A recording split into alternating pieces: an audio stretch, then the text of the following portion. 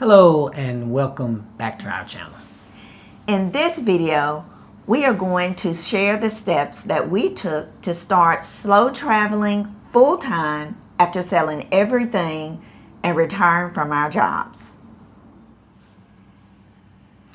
So, Tina and I retired March 28th of this year. After we wrapped everything up from the retirement, we had made plans to travel to Puerto Vallarta, Mexico. So we left the 1st of April, flew down to PV, and spent a month down in Mexico just kind of hanging out. Honestly, we decided to go there because we had friends in PV, and also we felt like it'd be a good opportunity for us to, get used to being retired, kind of decompress from all the work and everything that it took for us to get to that point. And it worked out well for us. So we spent a full month down there before we returned back home in May to start our full-time slow travel journey. So how do we travel and why? So Sean and I decided to do slow travel. Slow traveling gives us the opportunity to put our feet on the ground in these cities and just kind of live with the locals. It gives us the opportunity to also just spend a lot of time getting to know the city while we're there. So that is one of the reasons why we chose to slow travel. And also, slow traveling means spending at least 28 days or more in the cities that we choose. Also, did you? Yeah, and part of the reason we went that route was because sometimes we use Airbnb, and if you've ever used Airbnb, you would know that the rates are reduced when you do long-term stays. So when we do 28 days, that allows us to reduce our accommodations, which typically is going to be our largest expense when we're traveling. So that's why we chose to do the slow travel route. So since we retired and started to slow travel, one of the main questions we get from most of our friends and even family is, how can you afford to travel full-time? So we wanted to kind of share with you how we set up our income streams as retirees. The first, probably the biggest thing we did was I used 401ks, with my employer, and Tina, being self-employed, we set up retirement accounts for her. So once we retired, actually a few years before we retired, we met with a financial advisor at our financial institution, and we kind of shared with them kind of what we had.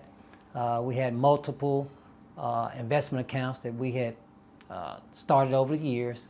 We met with him and said, look, here's what we have. Here's what we're kind of thinking we want to do, once we retire from an income standpoint. And we had him work through some scenarios to kind of share with us, what he felt would work best for us in the situation, with the information that we had provided to him. So we consolidated all of that. After he ran the numbers, he came back to us and said, okay, it looks like we can provide you with the amount of income you're looking to need or require once you guys retire, based on our ages. So that was our main one. We also took advantage of a high yield savings account.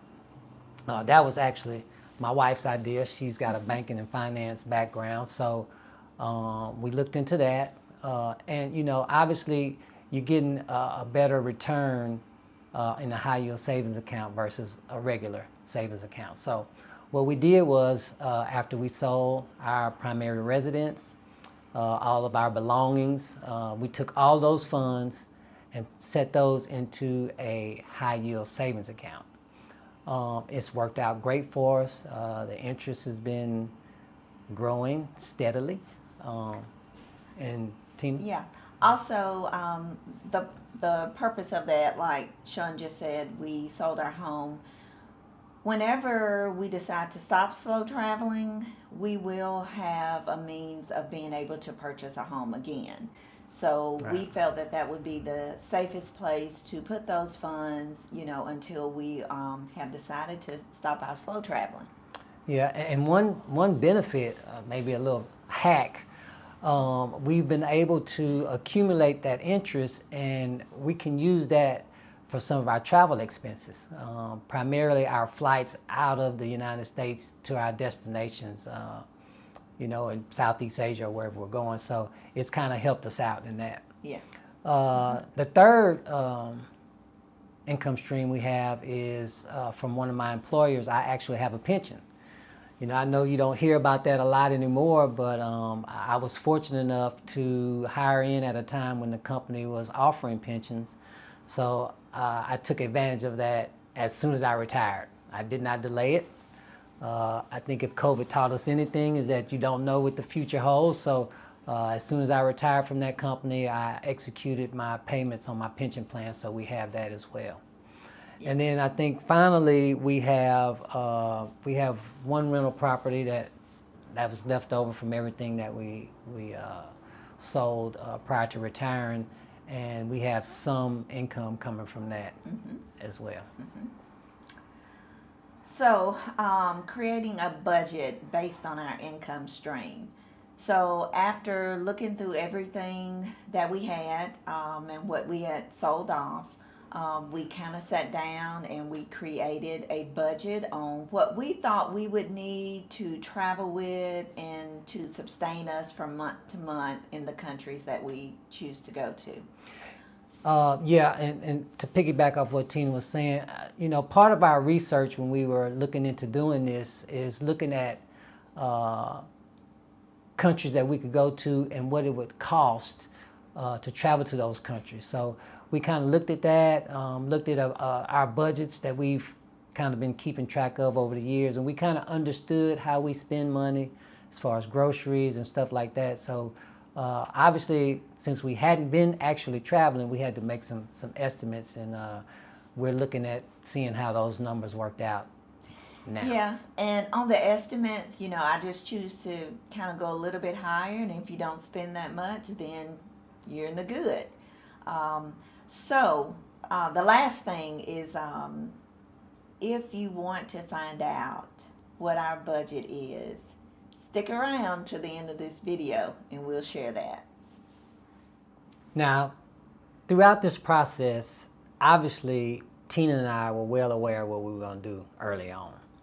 A couple of years, we had invested in looking into this and kind of how it was going to work. So at some point, obviously, you got to start letting people know. So I think probably the first group we went to was our family. We let our kids know that we had kind of set a date and kind of what we were planning on doing. Obviously, when the for sale sign went in the front yard for the house, it was pretty obvious that something was going on. So we had to let everybody know, hey, this is kind of what we're thinking about doing. We're pretty serious about it, and they were the first group that we notified. After we told our kids, I think we both had the discussion with our parents to let them know kind of what we were doing, and then our siblings as well to kind of let them know. Next on the list after the family was our friends. I'll let Tina kind of cover that. Well, our friends. The first person that actually comes to my mind was our neighbor. Oh yeah. Just even bringing up the fact that we were selling our home, but that didn't go over well with her. She was just very sad that we were going to be leaving, but in the end, after explaining, she knew that we love to travel and that I had been doing some traveling with my husband with work. Yeah. So, she began to be okay with that. And then also just telling our other friends, first of all, they just couldn't believe that we were retiring to travel. And then Yeah. they want to know where were we going, is it safe, that type of thing. But our main goal of this was to just let them know what we were doing. Not that we cared, about them saying, is it going to be safe or anything. That's something we figured we would cover with them later. Yeah. Right now, the main thing was just to let them know, what our plans were and that we were going to be away from home for a while. Yeah, and I think what surprised the most was the house that we sold, we had just built. I say just built. We had been in it probably 2 or 3 years. 3.5 years. Yeah, about 3 Yeah. years. So, Yeah. so I think a lot of them were surprised that we had built this new house, which we initially considered to be our dream home and our forever home, and now 3 years into it, we had decided to sell everything and travel full time. So I think that's pretty shocking to everybody. And I think if this is a journey that you're considering, just be aware that not everybody's gonna see your vision, and that's okay. Yeah. Because it's your vision, Yeah. and they don't have to see it. So I think for us, it ended up working out well, and now they follow us on social media, and they're always interested in kind of where we're going, Yeah. and what we're doing. So after the friends, obviously at some point your employer is gonna have to know. Now I'll say in my situation, I had been with the company that I last retired from not very long, so it was something that for me it was a pretty easy decision. I hadn't invested a lot of time, but I will say this, if you're in a situation with an employee that you've been with for a long time, and this is kind of how I handled it, I basically kept it to myself. I didn't tell any of my coworkers, and obviously, I understood because I was well aware of the human resource policy associated with, retirement or resignation, and I. Until I was officially ready to leave, it was business as usual. So once Tina and I had set a date, we started working on resignation letters and putting those together. And as per the policy, I submitted my 2 weeks notice, and I was out on March the 28th. Tina's story is a little different. Well, for me, since I was self-employed and I was actually contracted with my client, my contract required that I give a 60-day notice. So for me, it was a little bit, I had board members that I have been working with for a very long time, for many, many years, and had grown to love them and get to know them and their families. So for me, it was a little bit more emotional.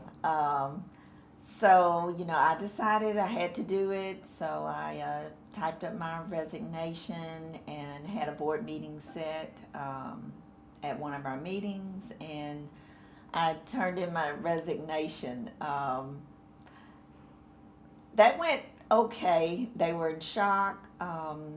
But, it's something you don't want to do, but you have to do it. I had been there for a very long time, and it was time to give somebody else an opportunity. So 60 days is what I had to give for them. I think for me, when I turned in my notice, I still had some time to go and wrapping up things. My husband kind of had a little shorter term there of 2 weeks. 2 weeks. But, after, everything sunk in for them, that transition, went pretty good. Yeah. So I'll tell you, we both had some anxiety about it, because obviously, you've spent your career building up your professional status in your company or your organization or yourself, your business that you own yourself. So, it's that feeling of doing something new and leaving something that you're comfortable doing, which will be a challenge, but it's worth it in the end. So the next thing we want to talk about is downsizing. I know that's a very big word and it just covers a whole lot of stuff.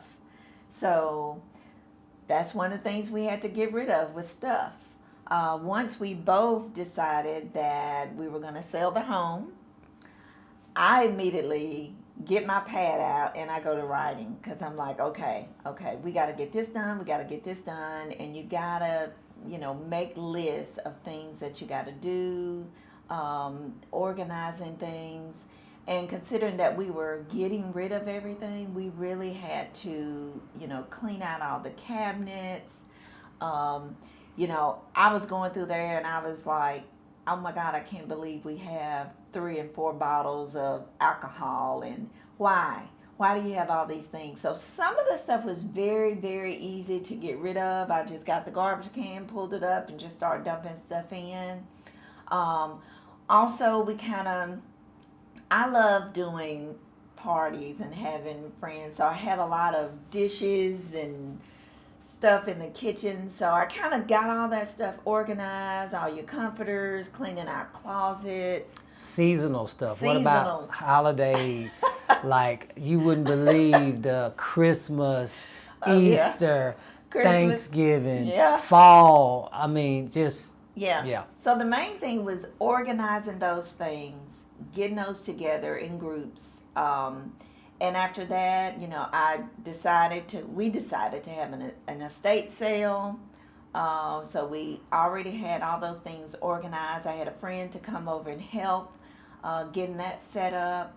And we just kind of went through the process of selling those things and certain days that we set to have people to come and look.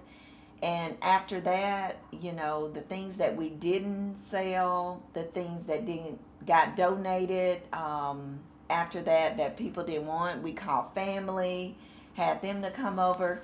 We just know at that point that we had to get everything out of the home. And especially when we got a contract on the home, we really had to get things moving. Right, yeah. After we we listed the house with our realtor, one of our church members, and literally got an offer like the first day. So that just ramped up the stress a little bit. Yeah. But at that point, we were well into the downsizing, the getting rid of all of our stuff, and it was a good situation for us. And once we got that contract, that raised the stakes. So it was time to do it. Yeah, and also some of the things that we felt that needed to stay at the home, we just left them at the home for the new owner. And for me, that was a good thing to do. It was, it just made it much more meaningful for me to do that. And storage units, I know a lot of people say, oh, well, did you put some of your stuff in storage units? So I can say this. We did have some items that we were transitioning because our home base is at my parents' house. Yep. So we did have to get a storage unit, and our goal was to do the storage unit for 1 month only. I was not willing to pay for a storage unit more than 1 month. So we did just that. The things that we didn't give away or we couldn't find, we just took it to 4Cs. Which 4Cs is a local nonprofit in our community that takes in items like that. Yeah. Kind of like Goodwill. Right. Which Goodwill is probably all over. Now, we did have some items that kind of came in handy that we donated to family that had relocated to our area, so that worked out very well. So with the storage unit, we only had it for 1 month, and we just didn't want to waste any money on having storage units for 2 and 3 months. That's just something we just felt like wasn't needed. So. Yeah, I think our strategy for all of our stuff was, if we need it in the future, we just buy it. That's pretty. It was as simple as that. Exactly. So the next thing that we have was selling our home. Yeah. How we did it and the process that it took. So, as my husband said earlier, we did list our home with our church member.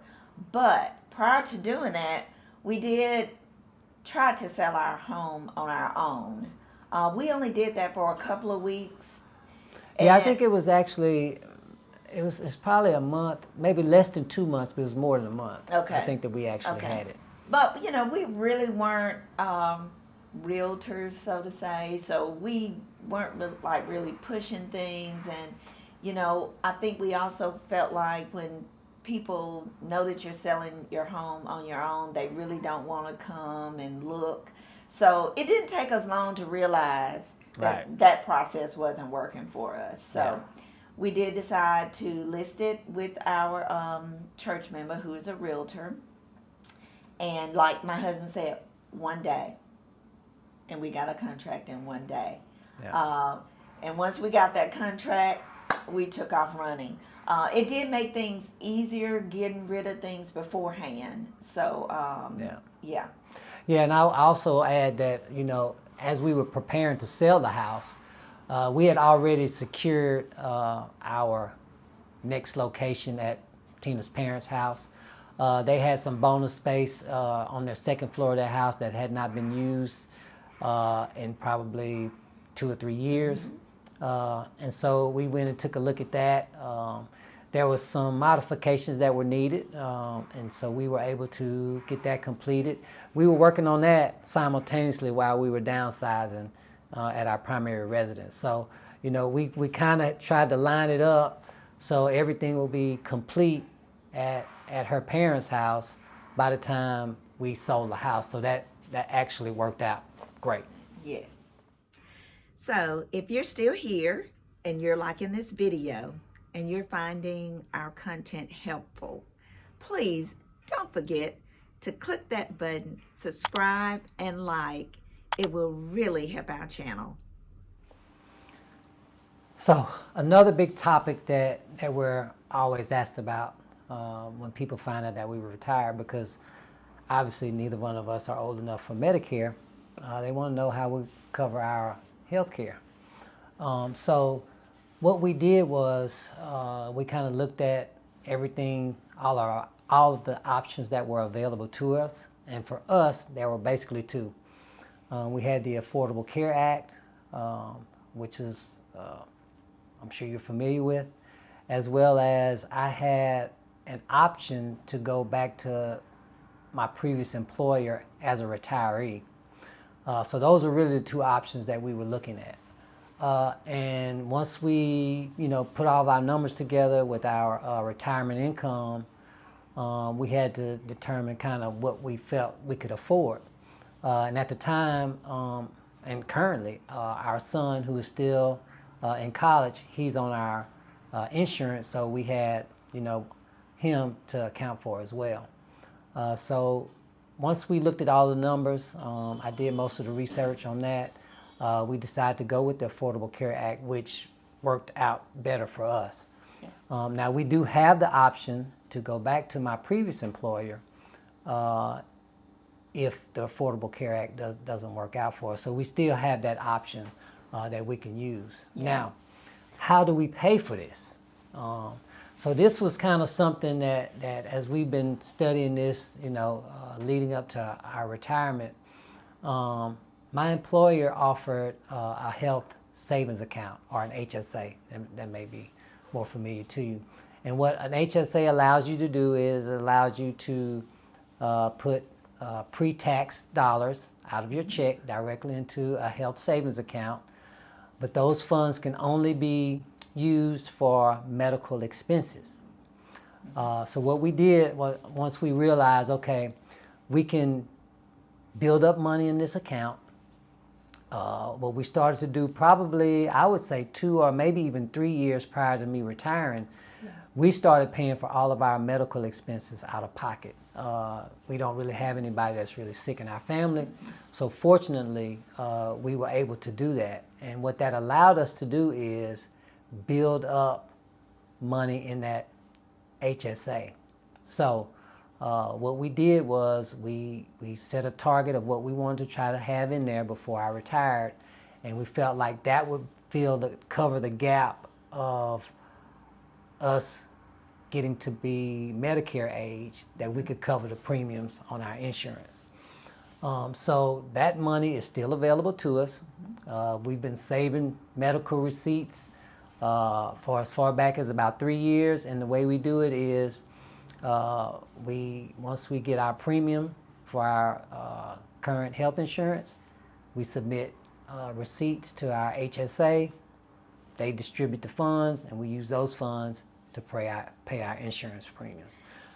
Yeah, so I want to also make sure that you understand that your insurance premiums cannot be paid directly out of your HSA. Great point. But you can expense your receipts that you've had in the past to, like what we did, we calculated and we did it yearly. Yeah. We actually did it through the end of this year, what our premium would be through the end of the year, and then I went back and gathered all of our receipts that totaled up to that amount, and then from there you can choose to put the money wherever you choose, but you do have to have your medical receipts in order to expense any of your HSA funds.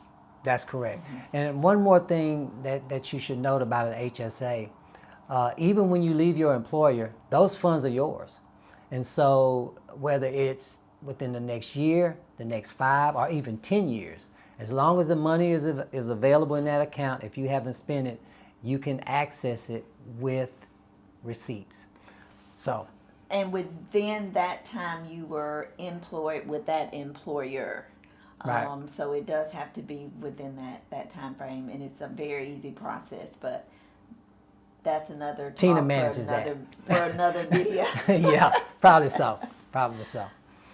And so the next thing we needed to look at was what we would do for medical insurance while we're traveling. So Tina's going to kind of cover that. So what plan do we use for when we travel? So we decided to go with a company called Safety Wings. Very easy process to apply. It is based on your age, so what it costs for me or my husband may not be the same for you. But it's just a simple process. You go in there, you can pay it every 4 weeks, or you can pay it by dates. For us, we figured that every 4 weeks, based on our travel plans, worked for us. So that Safety Wing, with our age together, we'll go over that later in the video. Yeah. So how do we pay for this? So we actually calculated what it would cost for our abroad insurance, our travel insurance, and that actually comes out of our monthly expenses, which we will cover at the end of this video. All right, so now that we're traveling full time, how do we maintain cell phone service? So the route we decided to take was we left our previous US-based service provider and went with Google Voice. Obviously, this was related to cost. This was the most reasonably priced way that we saw to fit our budget that would allow us to still maintain phone service while we were out of the country. Google Voice is actually a free service, and the way it works is you go and set up an account with Google Voice. It assigns you a cell phone number, and then what you can do once you have that cell phone number provided by Google Voice, it will allow you to port your existing cell phone number from your current service provider over to Google Voice. So that's what we did. We turned on our Google Voice account, ported our number from our previous provider over to Google Voice. Voila, we have cell phone service. Now, that's just half of the story. The other thing is you have to decide about SIMs. So there's two routes you can take. You can either use a physical SIM card, and some people who travel go this route because you tend to get a little more data with those plans. However, if you use a physical SIM in the countries that you go to, you're going to have to use the number that comes with that SIM card. That's why we don't go that route. We take the eSIM route. So the eSIM allows you to go to the service provider that you choose. We use Air Arlo as our service provider. We use that eSIM. We load it up. We typically do it prior to getting into the countries that we're traveling to, so we can always, we like to have the comfort of knowing when we land in the country that we're in, we're going to have cell phone service. It's just how we like to operate.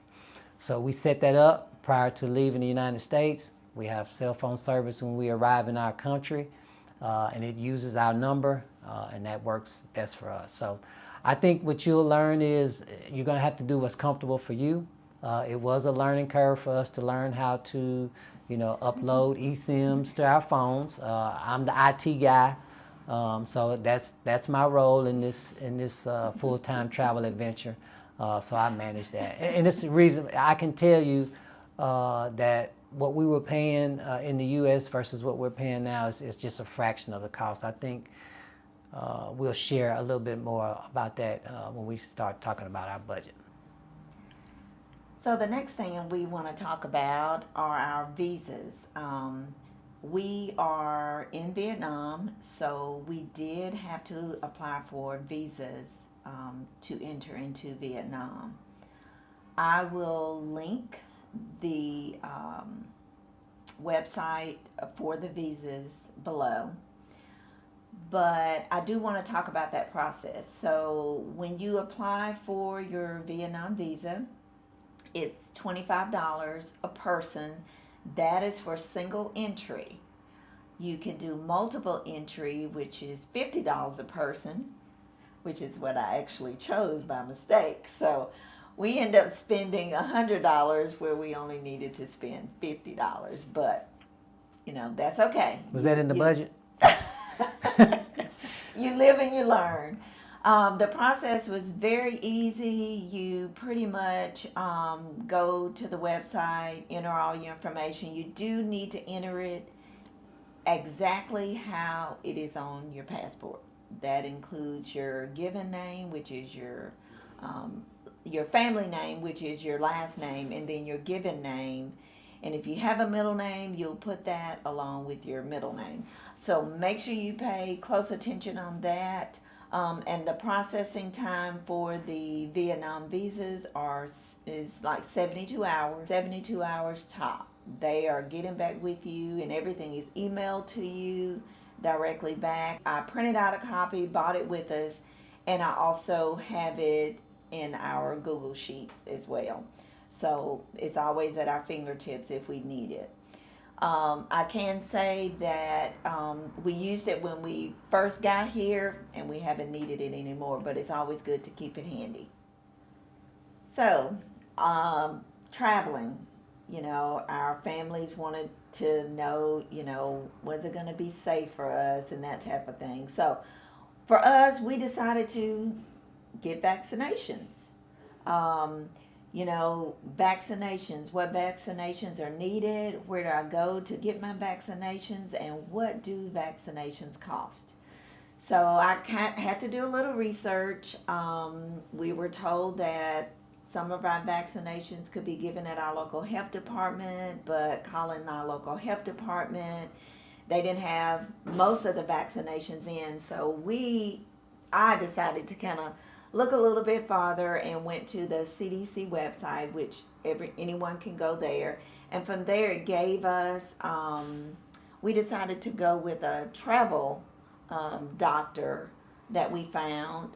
Infectious disease doctor who does travel vaccinations. Yeah. So that's the route we decided to take. So with that being said, we kind of got just our normal. Now these are things that we decided to do. We got our COVID vaccination updated, our flu vaccination Shingles, done, I think our shingles. shingles done. The Well, because area, old people have to have shingles like us. So yeah. and also after speaking with our doctor and letting him know what areas of Vietnam we were going to, we then took his advice on the type of vaccinations which were needed. Some required 2 doses, some required 1 dose. If I remember correctly, we had, I think it was, what was it, Chikwindu? Am I pronouncing that right? I can't Oh, remember. Japanese encephalitis. Yeah. So we had to have 2 doses of that. And I think it was Chikwindu. I will put the names of those in the description because I definitely cannot spell them right now. But the process for those, any type of travel vaccination, those are not covered under your health insurance. So we did have to pay those out of pocket. Yikes is all I can say. Yes, we did have to pay those out of pocket. They do cost a little, but for us, we felt like it was worth it. And on our future travels, any type of vaccinations like that we will need, if we have to have them, we will pay for those out of pocket as well. Reluctantly. Yes. So I will list in the descriptions what those vaccinations were and the cost that we actually had to pay for those vaccinations. Yeah, I think we both agreed that, instead of putting our health at risk when you're that far away from home, we want to give ourselves the best chance to not have any issues. So.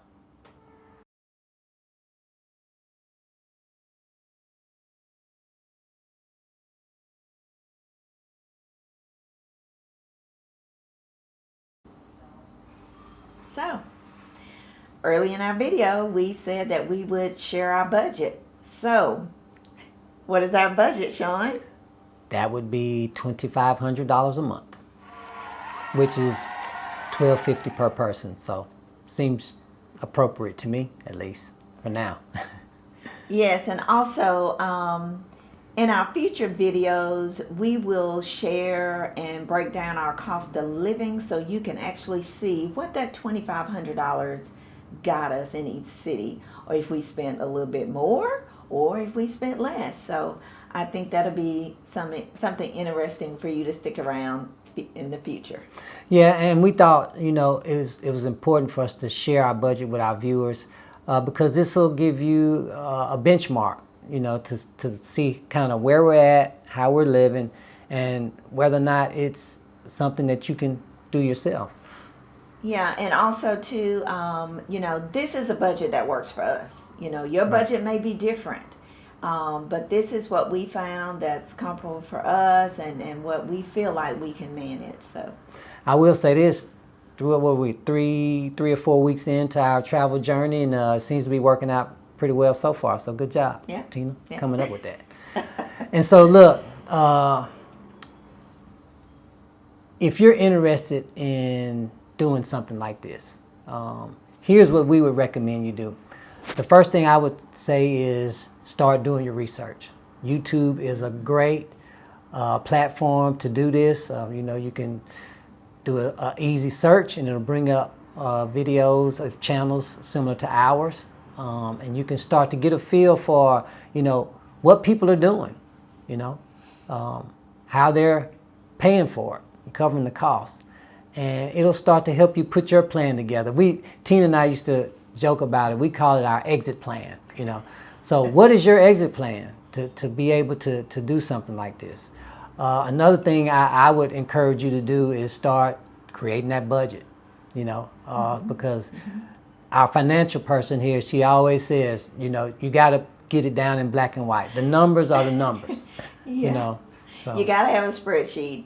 And, you got to sit down and you got to go through each and everything that you spend out every month and go through it and say, do we really need this anymore? Yeah. You know, and if you are really selling everything, you don't need it anymore. So definitely a budget is the number one thing you definitely need to start with. Yeah.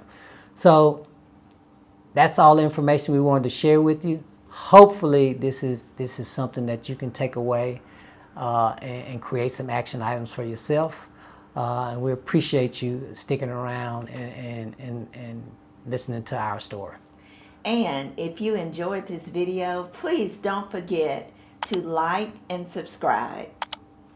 Thanks.